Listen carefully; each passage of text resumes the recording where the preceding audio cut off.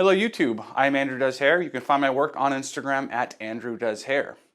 In this video, I want to talk about aha moments from a dumb Canon user. Now I say dumb Canon user because I'm not a professional, and what I'm going to talk about in this video might be such freaking duh things to many professionals.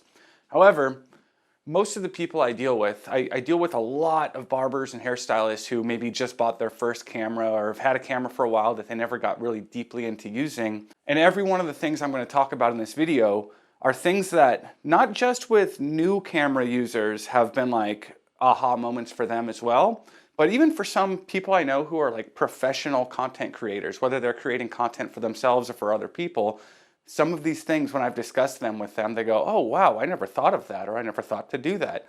And so honestly, it was a little bit, I feel kind of vulnerable making this video because some of the things I'm going to say here, you're going to be like, freaking duh, Andrew. Like it says it on page 2 of the manual. You should have been knowing this. But I've known like full-blown professionals who are like, oh, I never thought of using that feature. And I mentioned Canon user because I am a Canon user. Some of these things might apply to Sony and Nikon. I don't know. I've never really touched either of those for more than a few minutes, but I am a Canon user and the menus and things I'll be going through in this video are Canon menus. So the first aha moment is to customize your buttons, to utilize the button customization in your camera. I've had a couple Canon cameras that had this ability to do this, and it wasn't until I got my EOS RP that I actually sat down and went through every button and customized them. And then I went back to my older camera and actually went through that menu and went, oh my gosh, this thing could have been so much more flexible all along, and I just didn't even think to do it. Like I pulled the camera out of the box. I learned to use it as it came out of the box, and I never even thought twice about customizing things. So if you look at your shooting screen and you have this little icon that's like a camera with lines next to it, if you access that icon, you can customize your buttons, and there'll be a list of all the buttons you can change. When you go into each one, you can tell it exactly what you want it to do. So when you buy your new camera, or even if you've had your camera a while and you've never messed with that button, go into that menu and just sit and tell every button what you want it to do. It'll help you to get familiar with your system so much faster, and it'll help you make it work the way you want it to work. And so every different mode that I use my camera with, whether it's photo or video, I have all of these buttons customized, and it was such an aha moment for me to sit down and actually take full advantage of those capabilities. Now, I said at the beginning of the video, some of these things are going to be super duh to many camera users, but you would be shocked how many people I talk to who are even like professional photographers who are like, oh, I never even thought to go into that menu. So my second aha moment is get it right in camera. And I'm not just talking about the exposure. So when I first started shooting, I would often get the wrong exposure and I'd often get the wrong white balance, and I would try to fix it in post. And that was always kind of my plan, like, whatever, I'll just fix it in post. And eventually a friend of mine who was a professional photographer / videographer, he's like, dude, you got to get it right in camera. And what I found is if I had a good exposure and good white balance in camera, then it was much easier to get great results while editing. And so I've always kind of known that, like, okay, get your white balance and your exposure right in camera and you're going to have a better time in post. But this is actually a fun tip because it made my EOS RP feel much more capable. So I'm going to like backtrack a little bit here and tell my life story. When I first started dabbling in video, I went to a friend of mine who's like a full-blown like cinematographer. Guy uses like C200 cameras and stuff, and I went to him to learn how to do video. And what I learned was download this flat profile, shoot everything as neutral as you can and flat as you can, and then in post you can use this LUT and this plugin and you can color grade this way. And that's how I started to learn to do video.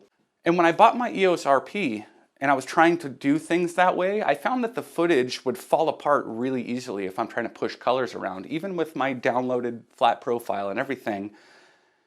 And I just felt like the camera was really underpowered and the sensor was kind of weak. I would get a lot of glittery artifacts if I would push hues around, and I would get a lot of banding if I would try to push the exposure around. And so the whole get it right in camera thing was really, really important with this camera because it just didn't have beefy enough files that you could really shove them around in post.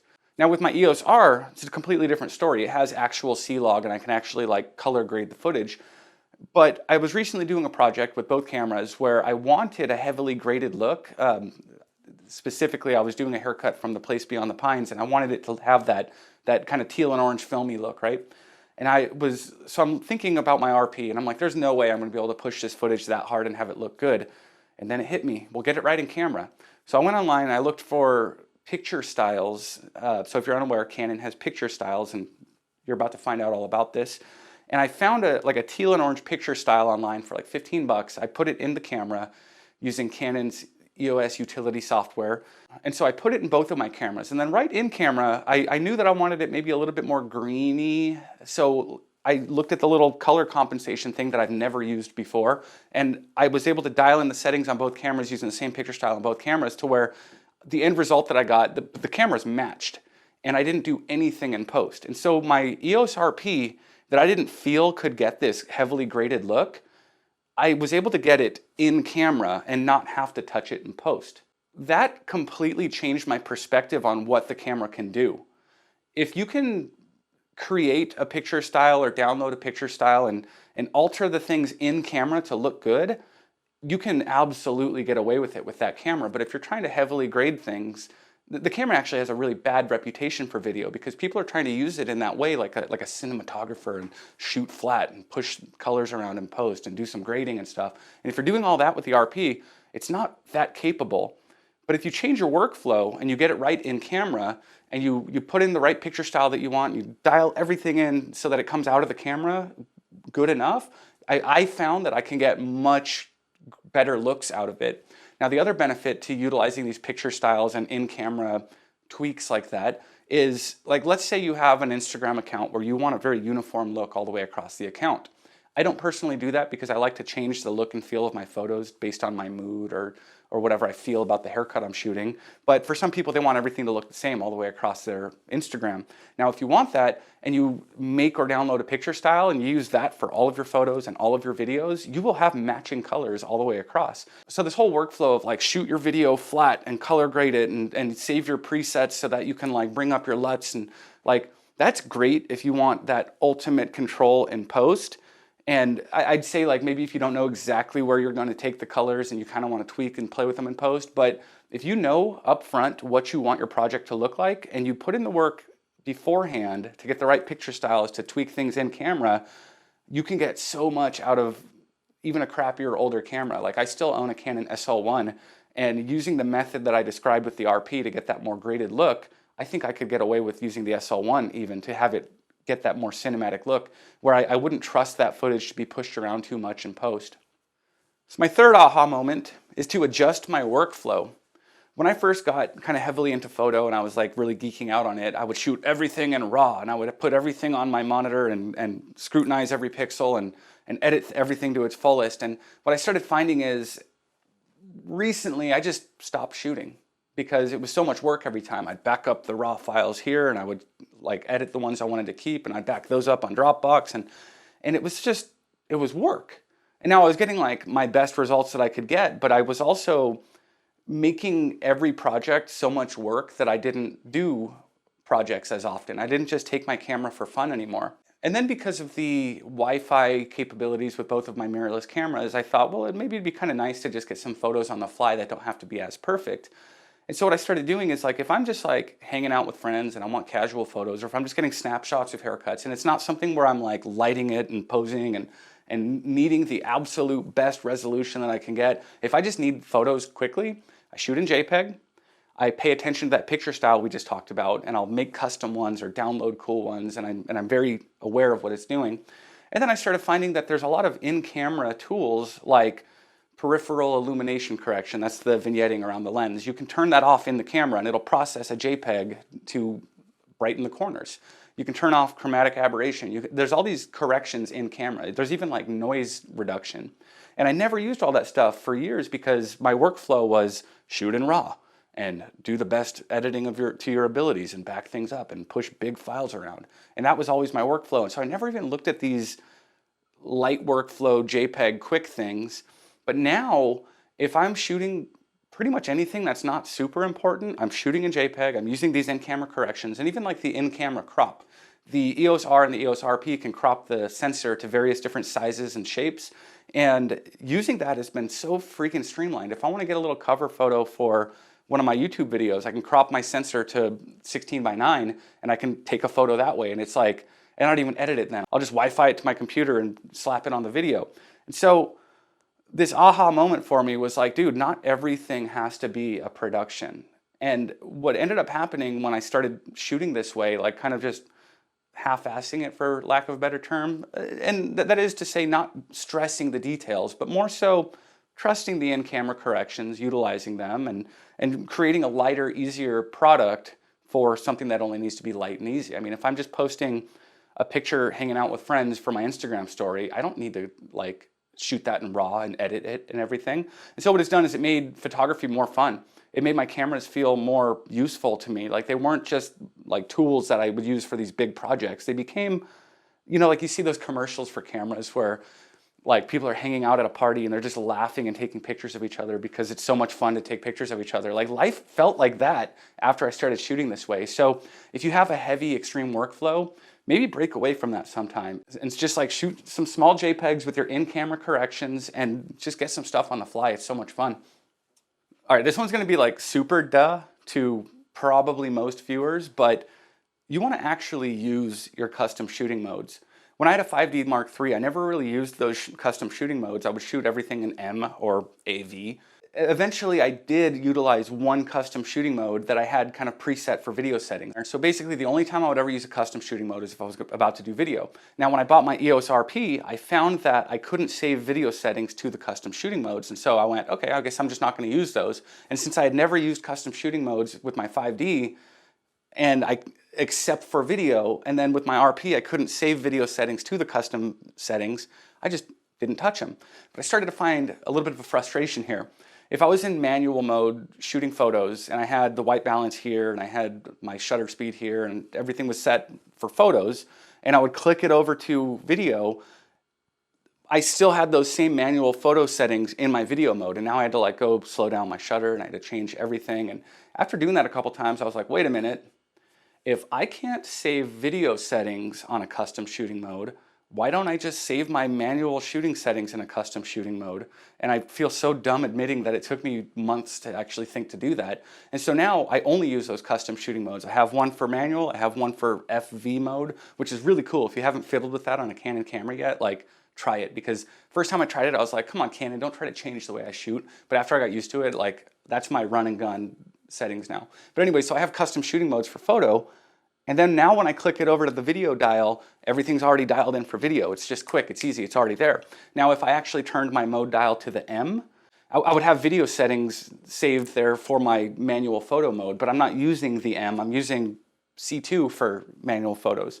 So basically, if you didn't pick this up, if you have those custom shooting modes and you are aware of what they can do, but you're not using them for some reason, start using them. They are so fast and so convenient and so intuitive and so like it makes your camera yours. It customizes it. So don't look past doing that.